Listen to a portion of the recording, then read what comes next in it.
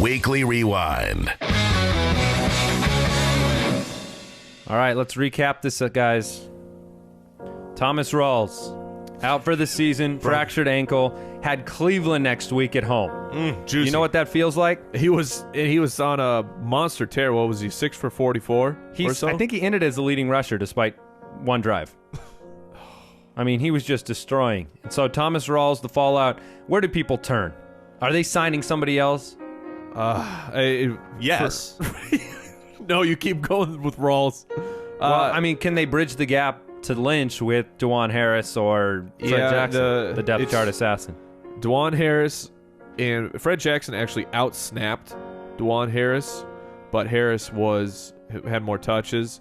And now there's just the rumors through the Twitter sphere that they're going to try and get Lynch back. Yeah. So if he's on your waivers, pick him up. I saw no possible future where this would happen, where Lynch would be back before the playoffs, but we could be there. All right, we're keeping the funeral march going because Andy Dalton done in a terrible way for fantasy owners, out after the first drive, I believe, and after a turnover, so he lost and after a any turnover. points that he already had. 0.7 points in our league.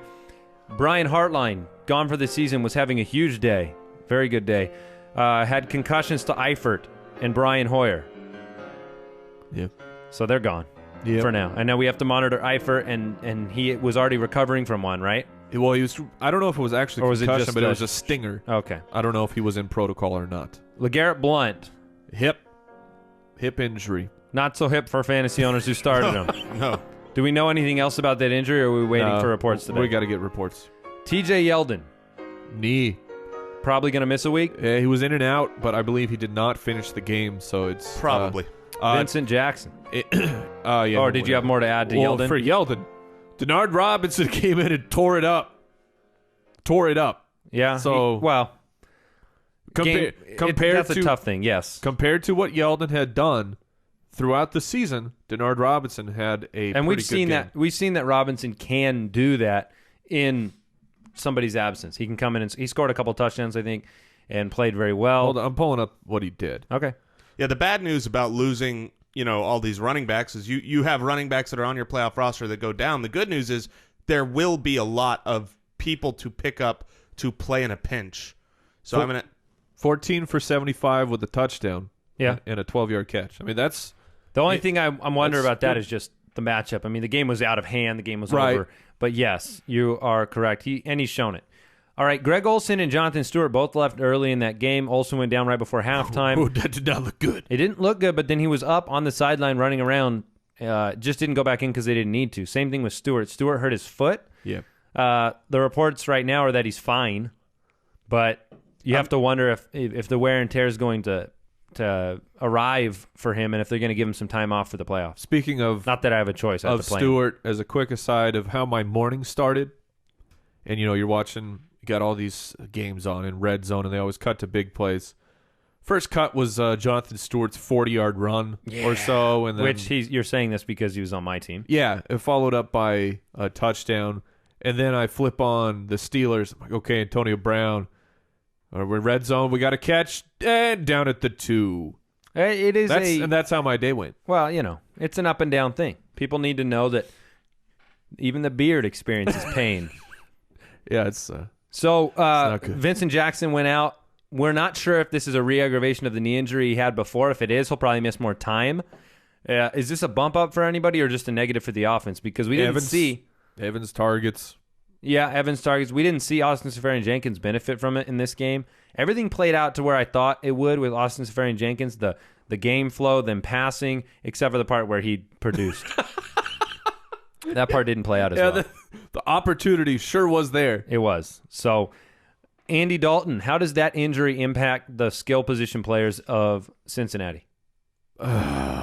Everything. Everything is terrible. You have to downgrade. You had Marvin Jones, who was kind of a flex fringe guy. There's no way I'm starting him. AJ Green, I suppose you're starting him because we at least saw the touchdown. But we've seen Des Bryant with subpar quarterback play and what can happen. So for now, you got to start him. because we saw something happen. It could be a bump up for Jeremy Hill. I mean, you have to. It could be. Well, I'm just saying, if there's one guy that I look at and I go, hey, this could be good news for, or at least not bad news. If you're the Bengals, you have to focus now on what you need to be a winning team, and that's a defensive, move the ball, keep the clock, going, slow the game down, run the ball type of game, and that's Jeremy Hill's, and that's playoff football, and that's cold weather football. So it's a good time for that to come through. Although he did stink this last game. Well, the running backs stink because there was a game flow. The Bengals just were pass crazy they were playing behind the entire game, and unfortunately for the Bengals, next week at San Francisco, which on the surface you're like, oh, San Francisco is bad. They've been better, especially at home. San Francisco has been a decent defense. Where were they this week? They were in Cleveland. How'd the running backs in Cleveland do against San Francisco this week? How did pretty Crowell? Crowell ran like crazy. What we've talked about, San Francisco on the road versus San Francisco at home is a completely different team.